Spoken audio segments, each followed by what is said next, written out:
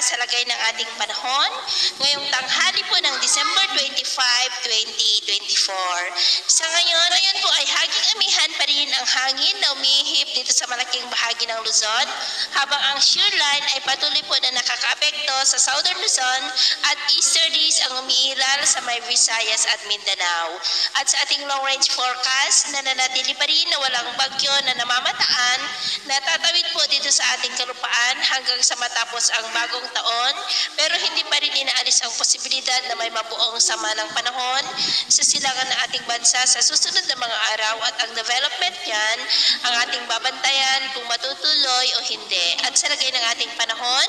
ngayong tanghali ay cloudy skies with isolated rains sa ilang bahagi ng Cagayan Valley, Cordillera, Central Luzon, Mimaropa, Calabarzon, Bicol Region, Panay Island, Northern Negros, Cebu, Bohol, Leyte, Samar Provinces, Sulu Archipelago, Zamboanga Peninsula, Northern Mindanao, Caraga, Davao Region at Sorsogon.